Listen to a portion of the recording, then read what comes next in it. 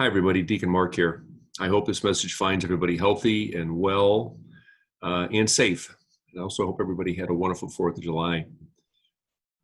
This message this week is the last message of our 3-week summer series for small groups.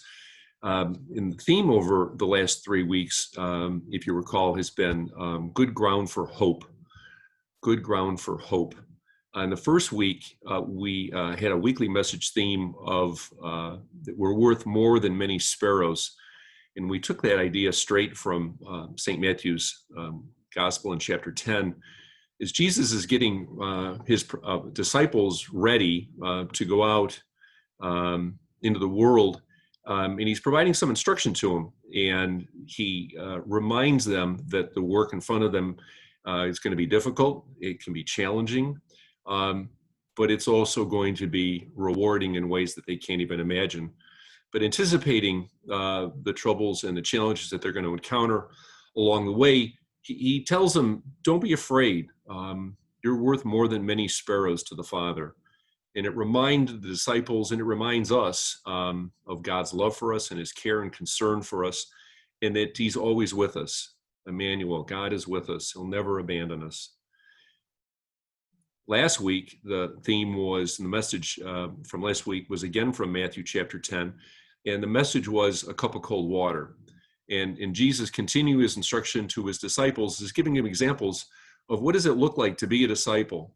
And Jesus reminds them it's in the small acts of kindness, of loving concern and kindness for others, giving a little one a cup of cold water, that count and that matter. And it's the little things that we do, how we treat people, and what we're prepared to do for them on behalf of Jesus.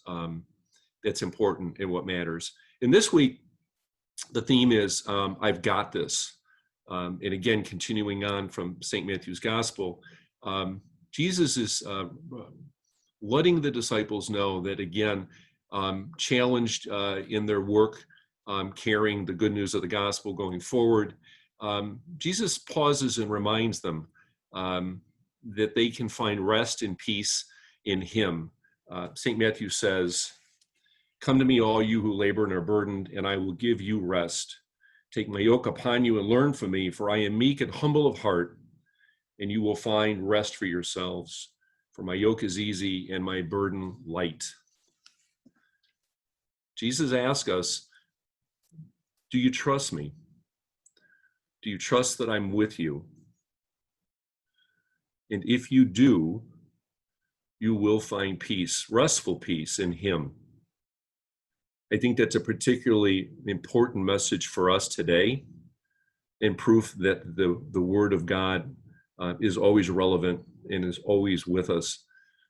Given the circumstances of the world we live in today, with the ongoing pandemic that's all around us throughout the world, the economic upheaval that we've all experienced in some form or fashion over the last 4 or 5 months, the protests and the rioting that have taken place over racism in the United States, has caused a lot of upheaval in the world and in our own lives and our own community.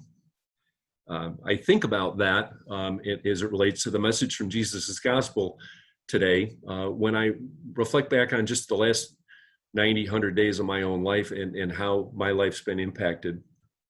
At church, it's been at times painful to be at church and up on the altar, especially back in April and May, looking out from the altar and seeing few or no, in some instances, parishioners in the pews, and looking out at pictures of families, and feeling pain to a degree that we're not all together and able to celebrate Mass and the Eucharist, as we're accustomed to and what was normal before, and what hopefully will be again.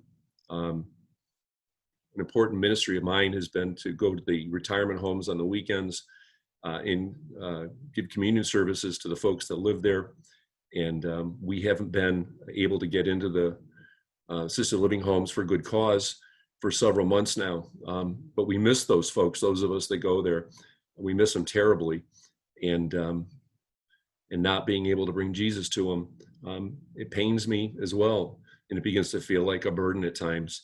that this new normal that we're living through right now has got real consequence to people, and keeps us from doing the work that we feel that we're called to do. It's been challenging in family life, not being able to see family and give my kids hugs, give my grandson Charlie a hug.